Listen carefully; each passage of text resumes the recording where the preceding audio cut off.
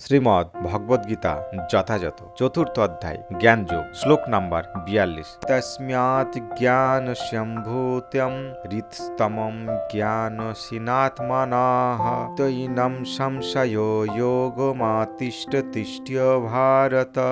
তস্মাৎ অতএব অজ্ঞান সমতম অজ্ঞান থেকে উদ্ভূত হৃতস্তম হৃদয়স্থিত জ্ঞান জ্ঞানের আসিনা খড়গের দ্বারা আত্মন আত্মার ছিন্ন করে এ নাম এই সংশয় যোগম যোগে প্রতিষ্ঠিত হও উত্তিষ্ঠ যুদ্ধ করার জন্য উঠে দাঁড়াও। ভারত হে ভারতবংশীয় অনুবাদ অতএব হে ভারত তোমার হৃদয় যে অজ্ঞান সম সংশয়ের উদয় হয়েছে তা জ্ঞানরূপ খড়গের দ্বারা ছিন্ন করো যোগাশ্রয় করে যুদ্ধ করার জন্য উঠে দাঁড়াও। তাৎপর্য এই অধ্যায়ে যে যোগ মার্গের উপদেশ দেওয়া হয়েছে তাকে বলা হয় সনাতন যোগ অর্থাৎ জীবের উপযোগী শাশ্বত কার্যকলাপ। এই যোগে দুই রকম যজ্ঞ অনুষ্ঠান সাধিত হয়, তার একটি হচ্ছে দ্রব্যযজ্ঞ অর্থাৎ সব রকম জড় বিষয়কে উৎসর্গ করা এবং অন্যটি হচ্ছে আত্মজ্ঞান যজ্ঞ যা সম্পূর্ণরূপে শুদ্ধ পারমার্থিক কর্ম। দ্রব্যময় যজ্ঞ যদি পারমার্থিক উদ্দেশ্যে সাধিত না হয় তবে তা জড়জাগতিক কর্মে পর্যবসিত হয়, কিন্তু এই যজ্ঞ যদি পরমার্থ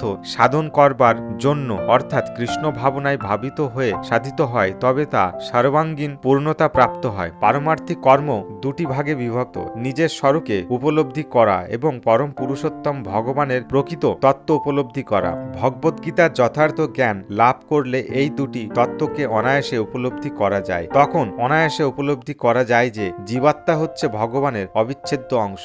এই প্রকার উপলব্ধি পরম মঙ্গলময়, কারণ এই জ্ঞানের প্রভাবে ভগবানের দিব্য লীলা তত্ত্ব সহজেই বুঝতে পারা যায়। এই অধ্যায়ের প্রথমেই ভগবান নিজেই তার অপ্রাকৃত কার্যকলাপের কথা বর্ণনা করেছেন। ভগবদ্গীতায় নির্দেশিত ভগবানের উপদেশ যে বুঝতে পারে না সে হচ্ছে শ্রদ্ধাহীন ভগবত বিদ্বেষী। ভগবান যে তাকে একটুখানি স্বাধীনতা দিয়েছেন সে তার অপব্যবহার করছে।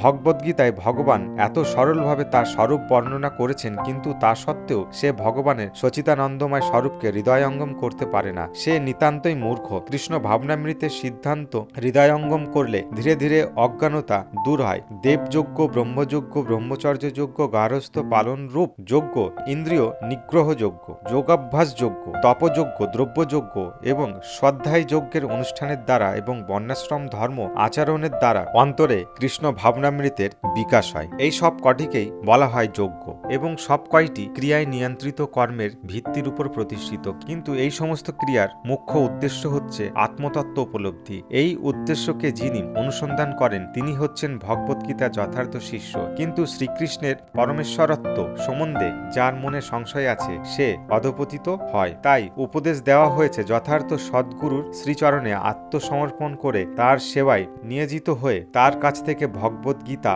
বা অন্য শাস্ত্রগ্রন্থ শিক্ষালাভ করা উচিত। সৃষ্টির আদি থেকে যে জ্ঞান গুরু শিষ্যের পরম্পরার ধারায় প্রভাবিত হচ্ছে তা আচরণ করতে হয়। পরম্পরার ধারার অধিষ্ঠিত যে সদ্গুরু তার কাছ থেকে কোটি কোটি বছর আগে সূর্যদেবকে ভগবান যে শিক্ষা দিয়েছিলেন সেই শিক্ষা তার কাছ থেকে এই পৃথিবীতে নেমে এসেছে এবং সদ্গুরু তা সম্পূর্ণ অপরিবর্তিতভাবে দান করেন। তাই ভগবদ্গীতার যথার্থ উপদেশ প্রত্যেকের গ্রহণ করা উচিত। যে সমস্ত প্রতারক তাদের স্বার্থসিদ্ধি করার জন্য ভগবদ্গীতার জ্ঞানকে বিকৃত করে তার কদর্থ করে মানুষকে বিপথে চালিত করে তাদের সম্বন্ধে সাবধান হওয়াই মানুষের কর্তব্য। ভগবান হচ্ছেন অবিশদবাদী পরমেশ্বর এবং তার সমস্ত লীলায় অপ্রাকৃত। এই সত্যকে সুহৃদ বিশ্বাসের সঙ্গে যিনি উপলব্ধি করতে পেরেছেন তিনি ভগবদ্গীতার জ্ঞান লাভ করার মুহূর্ত থেকেই মুক্ত। ইতি অপ্রাকৃত পারমার্থিক জ্ঞানের স্বরূপ উদ্ঘাটন বিষয়ক জ্ঞান যোগ নামক শ্রীমদ্ ভগবদ্গীতার চতুর্থ অধ্যায়ের ভক্তি বেদান্ত তাৎপর্য সমাপ্ত।